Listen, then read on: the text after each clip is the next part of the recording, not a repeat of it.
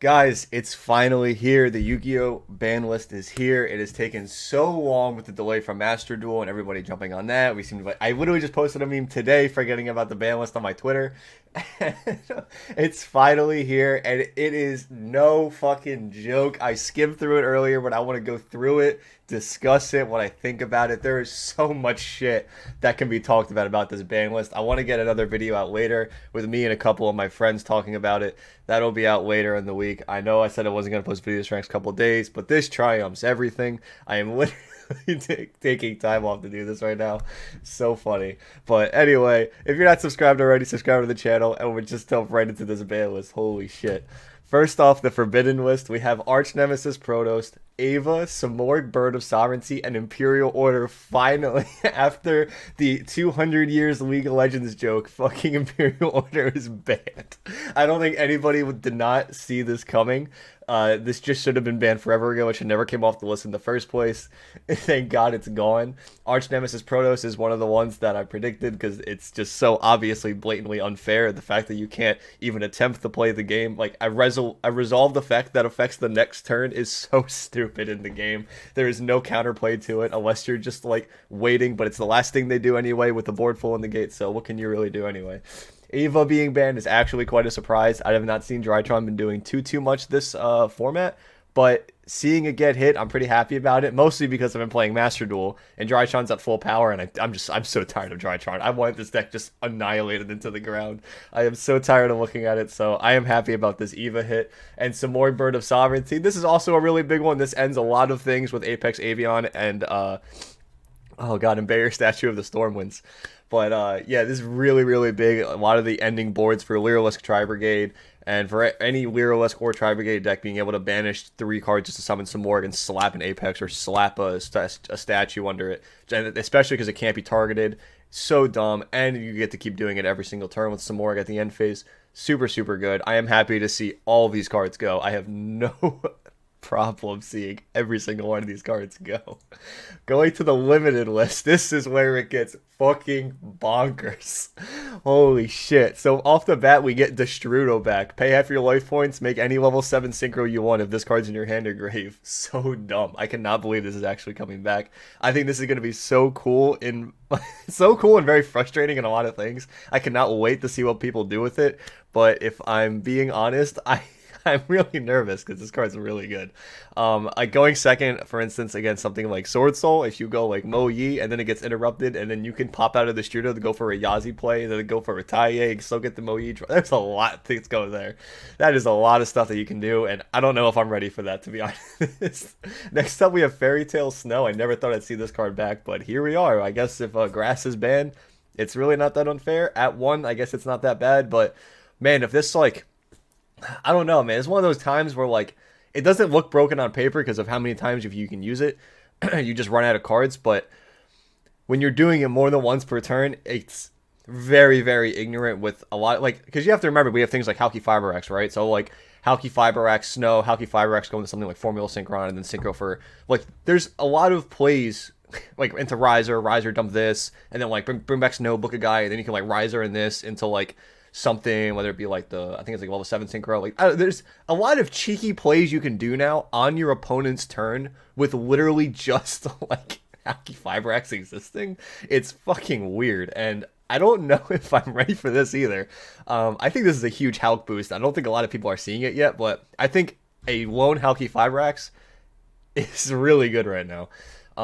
Astrograph Sorcerer coming back, I actually don't care about this whatsoever. I think as long as Electromite's not here, Astrograph is fucking fine. Pendulum can use all the help they can get. Triff, feel free to do whatever you want with Astrograph. Really cool card. I think this is actually one of my favorite Pendulum cards just because I love the effect so much and how many cool interactions there are with it. This and Chronograph, I think, are just really cool cards, so I'm really happy to see this back actually at 1. Lunalight Tiger, this was actually really scary to me at first, but then thinking about it, it's really not that bad, I suppose, but it does make Lunalight, I think, playable again, like the actual rank 4 Lunalight Toolbox deck. I think you can probably play that again. I don't think it'll be anywhere near as good, but I definitely think it'll be relevant, something to keep in mind. Definitely, I don't know if there's going to be any like tournament performance for this right now, but we'll see. But overall, I think Tiger is not that big of a deal right now. I could be wrong. I'm not a Lunalight duelist. I never was a Lunalight duelist, but I think that there could be something there. Recital Starling going to 1. I think anyone could have saw this coming. This is something that was also predicted by a lot of people. This card was just super, super dumb. The fact that it wasn't once per turn to search, and then you could just use 2 of them to go into the Utopic F-Zero Draco. It's just super, super good. The Tri-Brigade Lyrillist deck, which is doing way too many things, and I'm happy that Konami sniped it on the radar. Monster Gate being at 1. I think this was at more than 1 before, wasn't it? Or it wasn't banned, I don't think. I'm actually surprised. I don't if this was a change from up or down. I'm not really sure. But to be honest, I thought this card was already at 1, but maybe they dropped it for Snow coming back. I'm not positive. It might have been at more than 1, I guess. But maybe they're making adjustments for Destrudo and Snow coming back. That would make sense in my head. And then lastly, we have Pot of Desires going to 1, which is actually insanely surprising because this is just a general consistency card. So people crying about it being a -9 or whatever the hell it may be, and not a +1. But I think this was, in my opinion, one of the best pot cards there was because it had no restrictions on it. And if your deck was just if you just played a new deck that wasn't affected by any ban list, and you could play 3 of every card, like Pot of Desires was just Pot of Greed. That was just how it was. That's always how I read it. Any deck that was not hit by a ban list and you were not restricted by playing 1 or 2 of it, that you could just banish all copies off Desires, you're just playing Pot of Greed at that point. And that's just always how I saw it. So this actually makes sense in my head. I didn't think they would actually do something about it because of how universally it just works and how everybody can use it pretty much. But I guess maybe this is kind of a way to balance out maybe some diversity in the format of other people. Like if you want to play Desires now, it's kind of more like a sack card, but I don't know, it's kind of weird. I'm probably still going to play this in some decks, but we'll keep going for now. Semi-limited, also really cool. Hero Lives, this is pretty cool to see coming back to 2. Hero's getting a lot of good tools right now, and I genuinely think the hero deck might be, it's getting a little too much. I'm kind of getting a little nervous about it. But the fact of the hero's biggest weakness is their own restrictions that lock them into either darks or heroes themselves. Cards like Fusion Destiny, which is also going to 2 on this ban list. I don't really understand why Fusion Destiny is going to 2. I guess it's just so that you just can't play 3 and splash it. You have a 50-50 shot of drawing a brick or Fusion Destiny. But you can just Anaconda this anyway in a lot of decks. So I don't know. It's up to you however you want to play it. But I mean, I'm happy that it is on Konami's radar. But I do not think that the package is right now unfair because I see a lot more players lose to drawing bricks about it than like actually just strictly win because of like this package in general. Like it almost feels more sacky in my opinion. Nadir Servant going down to 2, I should say, not coming back, going down to 2. This card is also insane. Like this card, you resolve this card, like you end on like I think it's like Schism, Ecclesia, and like Fleur de Lis in hand, or like Maximus on board. Like there's so many things, and it's like way too good. Like this card by itself, resolving that one card gets you like a +2 and like a window. Like that is not okay. And I've always said this card should be lower, and I'm really happy that they're doing something about it overall, to be honest. Soundman Great Circle, I think anyone could have saw this coming. I thought they would have brought Gazelle back to 2, but I will take Selkrow back to 2. It was either or. Just being able to get some more consistency back into that deck, I think it's very, really helpful. But again, it's still just solid. And then Scapegoat going to 2. After all of the nerfs that it got from when Lynx first came out, the game has gotten, I want to say, just so fast that Scapegoat doesn't even like really matter at this point. Like you have to clog up your extra deck with things like Link Spider, Link Karibo, and then try to go into like more important things. But I definitely think that there's still a place for Scapegoat in certain decks to be able to go into like Link Karibo and then into like a Nightmare Monster and then to another Nightmare Monster and then to another Nightmare Monster or into an Access Code Talker. Like Scapegoat going like how can I word this? So if you go like Scapegoat set turn 1, stop them on their turn, make them get a little awkward play, and then you end phase Scapegoat them. That's easily like 3 different attributes for access code. Nightmare, probably you can get like 2 to 3 nightmares in there with a draw, and get like a draw for each, and still go into access code to clear the board, and probably go for game. It's kind of scary, like thinking about it like that, how one card can like accommodate all of that, and I think it's something that's going to be undermined this ban list a lot, and it's definitely something to look out for in my opinion. And then finally going to 3, which there's some things I really can't believe are on this fucking list right now. Danger Nessie going to 3. I really do not like the Danger monsters. I hate RNG cards where it's like you're not guaranteed anything. Like it's just a dice roll of whatever they're gonna hit. But Danger Nessie going to 3. The Dangers haven't been doing too much, and I'm not too worried about it right now. Still, anything could happen, but overall, I'm fine with it. It's not that big of a deal. Then Red Ice Darkness Metal Dragon going to 3. This is the eroded version. Do not forget that. It's still really good. Like Red MD is still a great card, but the fact that it's at 3 as an extender definitely helps Dragons a lot, especially with your Destrudo coming back. There's just a lot to do here, and I think that there's definitely going to be a dragon deck that is going to be very relevant going forward that somebody will figure out. I think there's just a lot of open book stuff that you can do. Skullcrobat Joker going to 3 now. That's another huge consistency card. So they got this and Astrograph. That's a lot of power plays. That's a lot of things Pendulum can do. The problem is I don't think Pendulum wasn't struggling making boards. Pendulum is struggling with other things, with how to break them and how to stop through hand traps. There's a lot of things that Pendulum is struggling with, and the cards they're bringing back don't help that. And that is the issue with Pendulum, and it always has been the issue with Pendulum. And there's not like a mid-range Pendulum deck that can accommodate for this. It's all or nothing, and it just needs something else. Like, it needs a card that's very mid-rangey, or like an archetype that's mid-rangey that can do something in the middle that's not so fast, still make a board, but nothing like too crazy. But also, if they do have responses, you can end on like something that's at least something. Yeah, so E-Tally coming to 3. I think everybody saw this coming. It's in Grand Creators. There's Psychic support coming out. This is very obvious.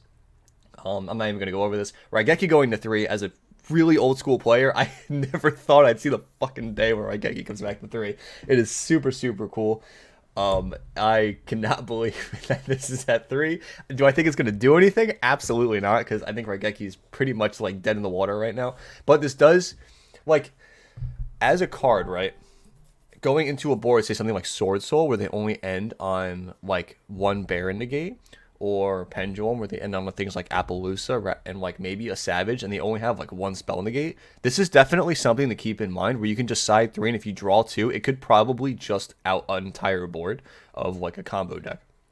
So now I think decks are going to have to be more mindful of when making their negates, that they're going to need stuff to actually negate spell cards as well as not just like monsters or anything specific like that. Like, you need more Omni negates that actually negate everything, not just monsters. So definitely something to keep in mind, and I think this might get a little bit more playability now in side decks going second. So definitely something to keep in mind. And then the one that blew me away that I could not fucking believe is on this list is triple fucking Skill Drain.